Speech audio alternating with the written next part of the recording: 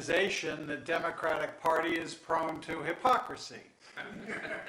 And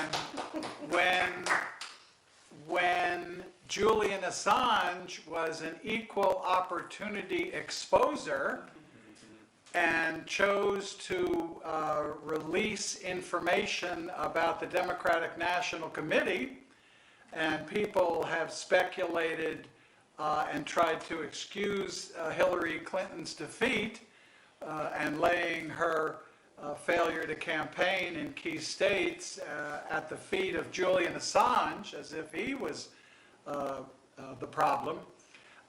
There are many, when I speak to some of my Democratic friends, who wince when they hear that I vigilantly defend Julian Assange, because they continue to perpetuate the myth, and they even are blind to the notion that if you're going to really believe that there's one road to freedom, which is knowledge, then all knowledge has to be taken, all knowledge has to be digested, and the chips will fall where they may. And that's what Julian Assange has believed in. It would be a credit to recognize that Julian Assange is not playing politics, is not favoring one political party over another, or one country over another, or one ideology over another. So I think the Democratic Party has a lot to learn when it comes to living up to its own principles.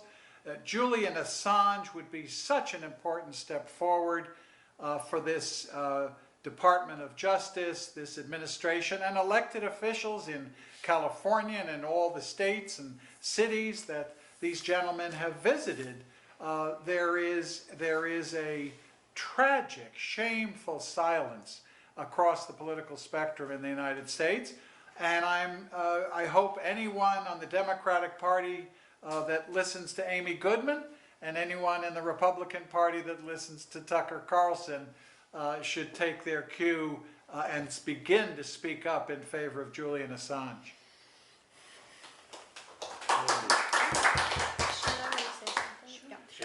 I think it's important to keep in mind that the reason that Julian Assange is being prosecuted is for what he did in 2010 and 2011, which was to, he and WikiLeaks, publish evidence of U.S. war crimes. People don't know that. They don't understand that, and they get sidetracked by these other issues. And so it is incumbent upon us to educate people, as you said, people in the Democratic Party, other people, that that is what he is being indicted for. That is what he is facing 175 years for, is revealing evidence of war crimes in 2010 and 2011. Period. Full stop.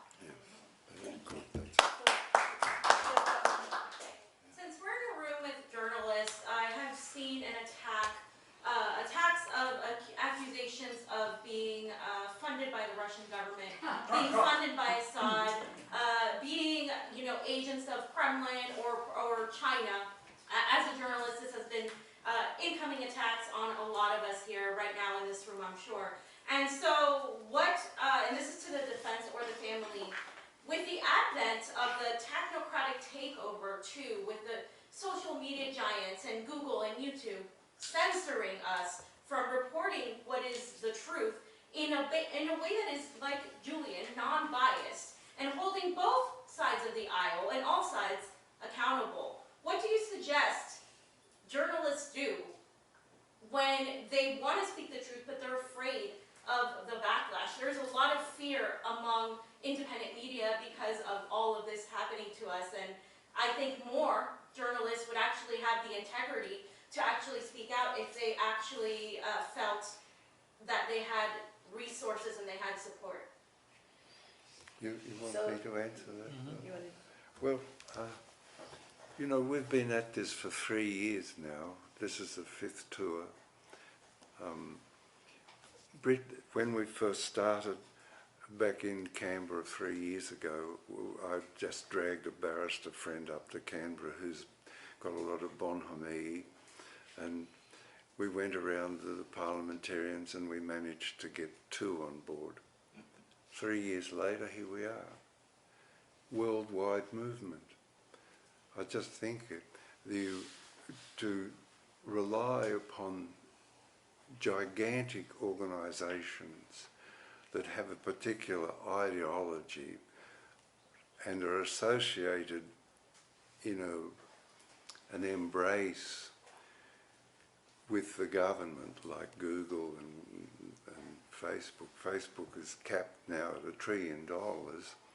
It's so valuable to the government and to other people that you just can't go there. You can't go, and you can't expect anything from them, and I don't expect. In fact, I aver the media, and I get, Gabrielle and Julian and everybody says I'm a bit silly, but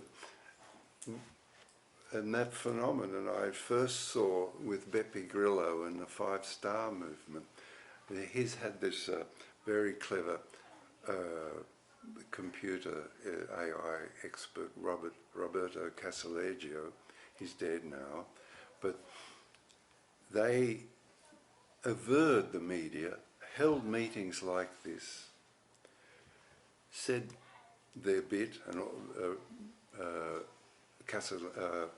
Pepe Grillo's a humorist, so he could put in a bit of fun, and they averred the media and used what facilities in social media there are and they could get hold of.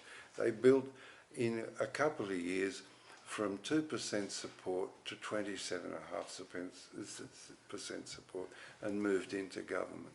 So that's, take no notice of them.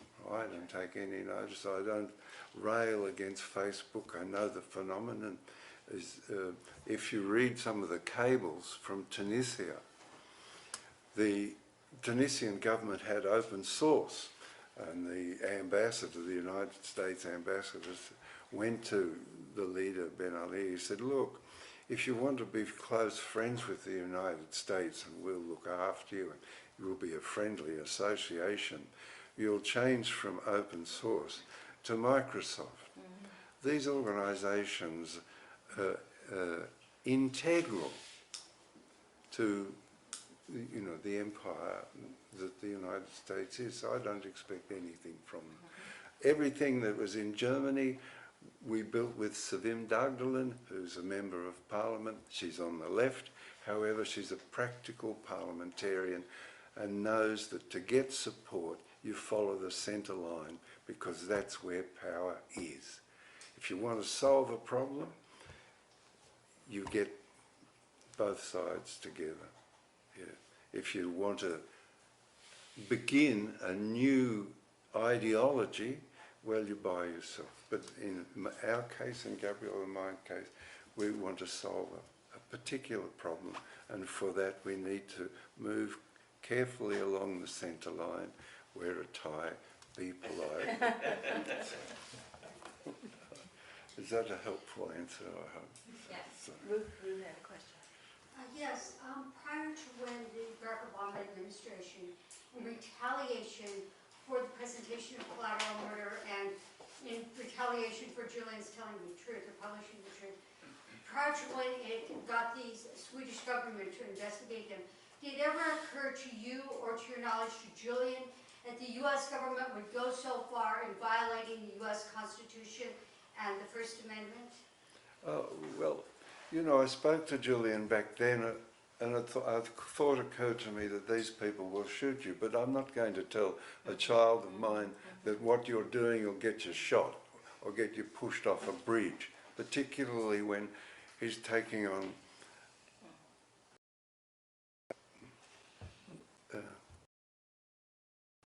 I try to elevate it a little bit, when he's taking on a principled vocation. Not any vocation. I'm not going to say it's not going to work, or don't do that, or come home, have a cup of tea, get a job in the post office. It's not on. So you mind your P's and Q's and keep your mouth shut and keep your fears to yourself. And if I may say so, Gabrielle, who's nearly 40 now, and Julian, who's nearly 50, and my daughter is 6, I think. Never, ever any of them have complained to me. Not once, even though I know Gabriel's had his problems and Julian has tremendous problems, but he doesn't ring me up and say, can you get me out of this? No, never, not once, not once.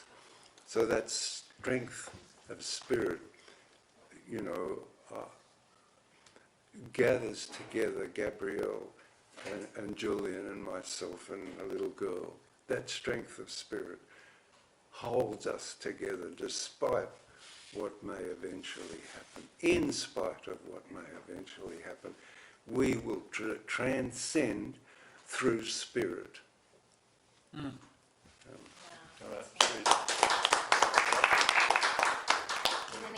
I would like to amplify something that John said, that this is not a movement of governments, although governments are part of it. This is a movement that's coming from the people up. And if we wish to make a difference, there are all the actions that we can take. But one of the things that is excellent on the AssangeDefense.org site is an answer to all the lies, calumny, and vilification against Julian Assange. I've had people spit in my face who are good Democrats that I would even consider defending this man. But each and every one of those accusations that have been presented against Julian Assange, there is a bullet point listing of them and shows them to be utter fabrications, lies, and absolutely untrue, and that it is incumbent on people everywhere to raise their own consciousness, to educate themselves, and to be able, when someone says, Julian Assange is a stooge of Russia, Julian Assange is a rapist, Julian Assange is in cahoots with Trump, is in cahoots with Putin, there are definite answers which will put a hole in every one of those. Please educate yourself and help educate the rest of America and the rest of the world. Thank you. Thank you. Yes. I think a lot of people would think that Julian's work. We'll just make this the last question. Yeah. Thanks. Step in and make it a little bit louder so we can pick it up. Okay, I would just assume that Julian would want his work to be continued on, that somebody would want to, he wants to pick up the torch and run with it. Would you still recommend WikiLeaks as a viable source for members of the press to bring information from whistleblowers who want to point out the crimes of the government? Well, again, if the answer's a bit complex, that's a big question. WikiLeaks holds a library of the diplomatic cables stretching back to the Kissinger era, all in searchable form. It's a fabulous library. A retired Department of Foreign Affairs official that I was having morning tea with in Canberra said, don't tell anybody, but we use that facility. So that's one. The second is to establish how a war is from the inside. The Iraq war files and the Afghan war files historically allow that, to understand what contemporary warfare is like, and its furious destruction. It's filthy, modern warfare. It really is. You see in the Russian assistance to Syria against the jihadis and Al-Qaeda and Tahrir al-Sham and all of them. So few prisoners. Modern warfare is horrendous. One salvo from one of those rocket things you see going off will destroy everything in 800 square meters. That's modern warfare. So it's really essential for those that get hold of the information to make it available somewhere. Well, thank you, everyone. The Shiptons have been in 15 cities in less than 15 days, so they are pretty tired. So that concludes our program. Thank you.